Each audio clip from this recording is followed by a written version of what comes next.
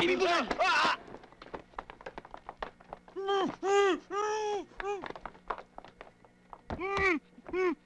Baka mahawa pa yung kanan! Hindi tayo killer ng mga prisoners. Tayo ay Bureau of Correction. Narito nga tayo para ituwid sila. Palibhasa, ikaw, Joey, wala kang natapos eh. Kayo!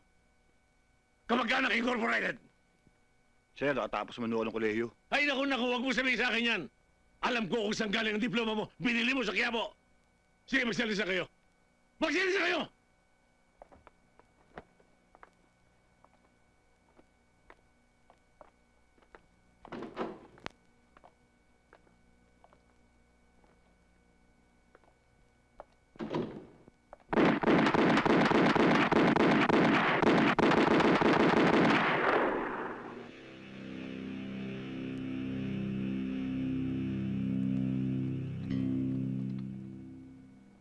Dito nagsimula ang ating mga kan. Tayong siga dito. Wala maaaring maghari dito kundi tayo. Paano to? Alam ko, makabilanggo na to eh. Sir, tama rin naman yung mga bilanggo eh. Kapag nilipat ang bilibid, maaapektuhan din tayo. Malalayo tayo sa pamilya natin. Di mangyayari yung sinasabi mo. Gagawa tayo ng paraan.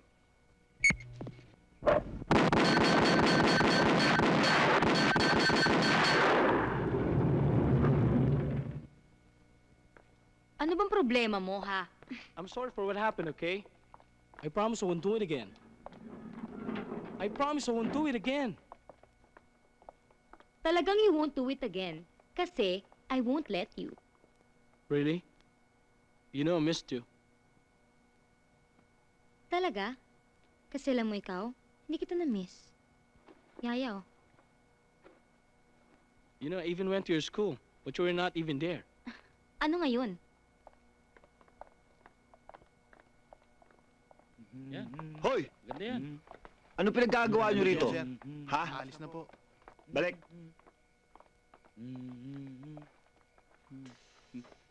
Commander, Simula ngayon, kalbo ka na lang ha. Siya na bagong commander. Naintindihan mo?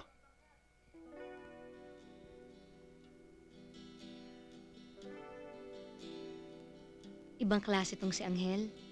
Ang titindi ng ginawa para sa pag-ibig. Kumbaga sa credentials, overqualified. Kailangan makilala ko to. Sir, may aabot lang ho ako doon. Sige.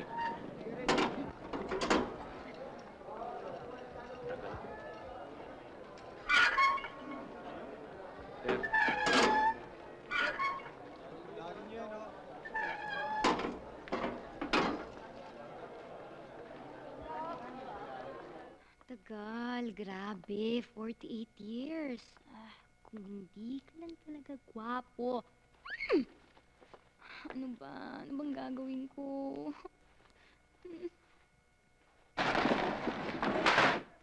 maupo ka.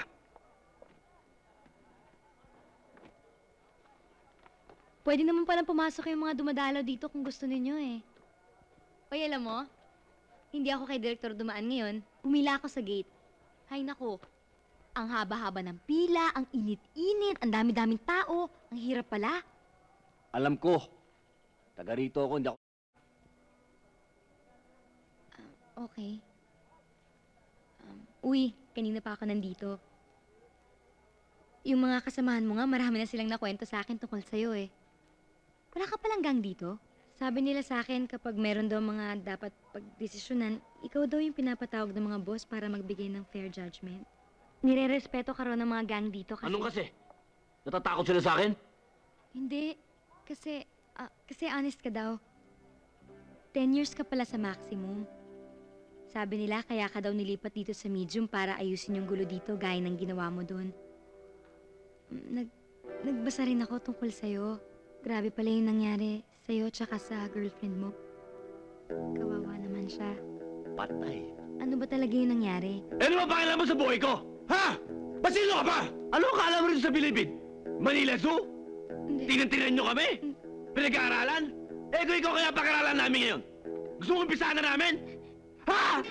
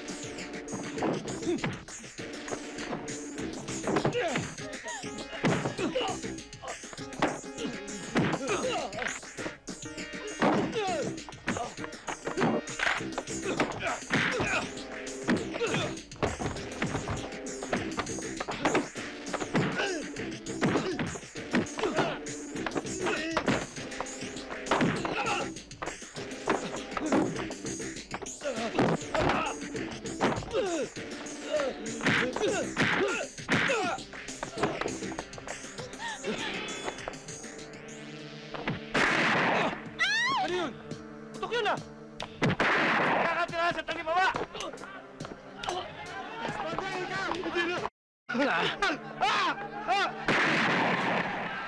Na naglalahad kay Jesus. Jose, tirahan! Tirahan! Tirahan! Angel, ano ba nangyari? Ay, baka lang ang pasok ng bala. Marami ng tao. Dumadami na tao. Takpan nyo! Takpan nyo! Kayo maingay dyan. Lagot kayo pag narinig kayo ni Commander. Commander!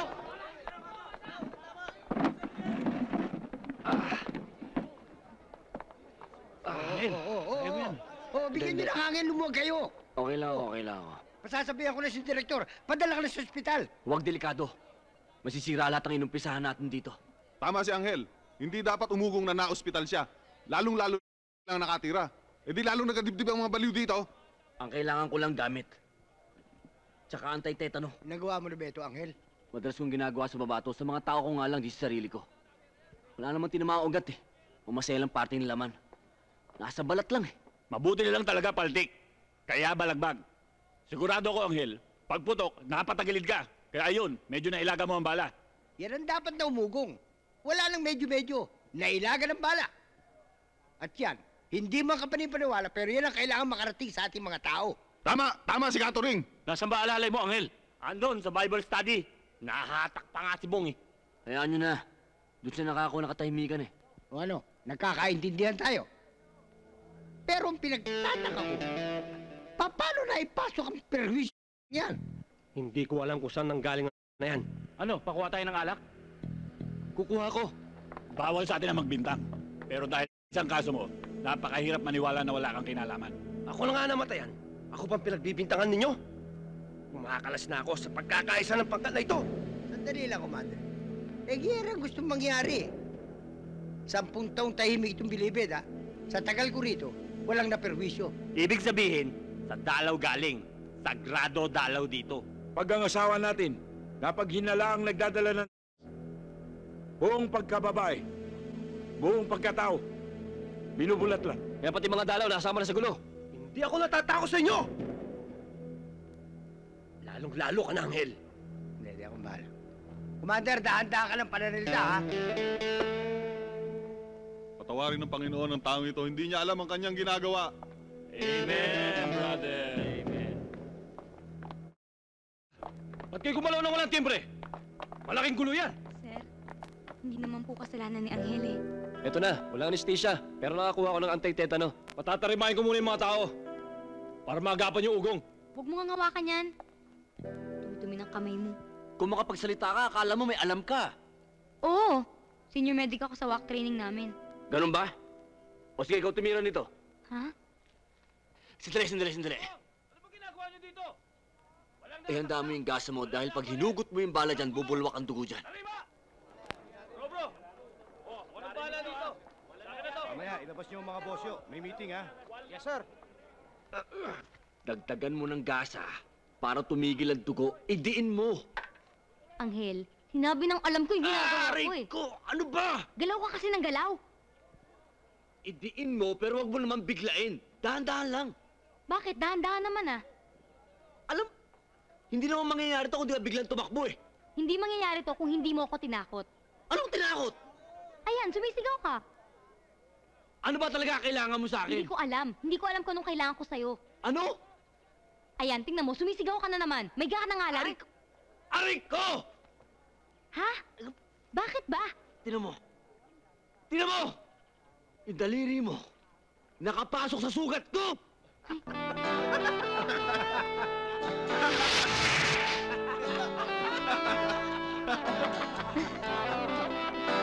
Sinatadya yan! Bakit parang pinagtatawanan niyo yata si Angel? Ito, lakas ng tao. Medyo titignan muna namin mga tao namin, ha? Wala ba Katuring. Katuring? Sige. O, teka. Ayos yung ulit ang banig. Hindi naman kalabisan sa'yo, Iha. Pwede na ba ako mawalan ng malay? Sorry, ha. Sorry.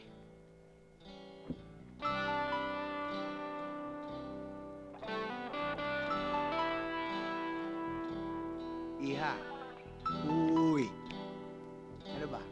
Iiniksyonan ba natin to o tititigan na lang?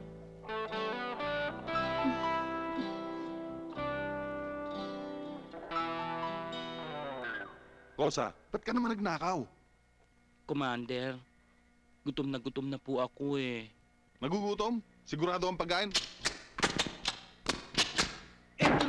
Doon to. 3 beses ka lang nagnanakaw eh. Pabalik-balik ka na lang eh. Na toy kanina habang nagkakagulo sa talipapa. Ito ba naman hinold up yung dalaw? Sus, Ginoo. Bilibid na lang ba'y? Nang hold up ka pa man? At nag-stacking pa sa muka. Commander, patawarin niyo ako. Hindi ko mapigil eh.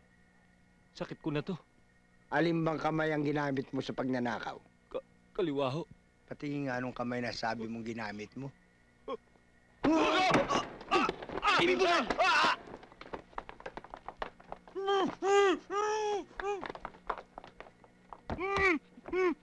Baka mahawa pa yung kanan!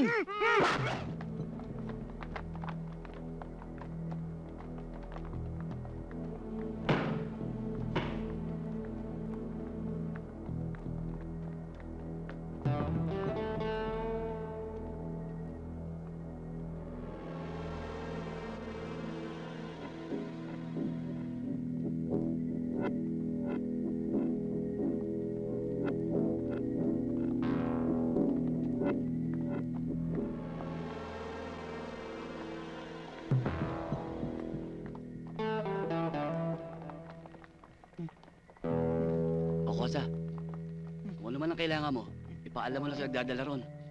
At kung kulang, ipabato mo na lang kay Sir dito, ha? Dalhin na namin to. Thank you, Sir.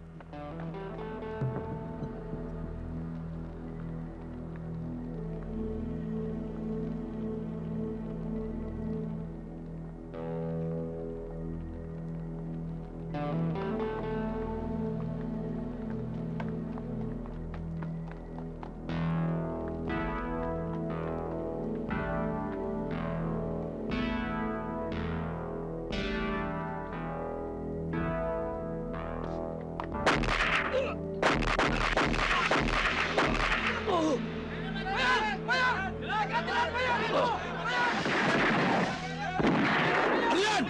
Bro, wala to. Akin to. Ikaw pala, bro.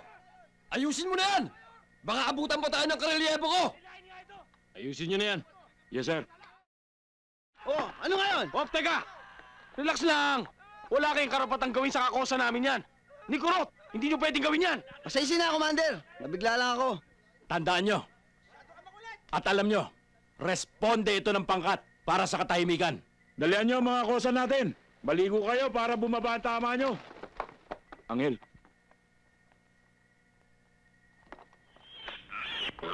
Ay, nako. Wala kayong pinagkaiba sa mga baboy dito. Puros lilitsunin. Ah, hindi pa pwedeng karnihin.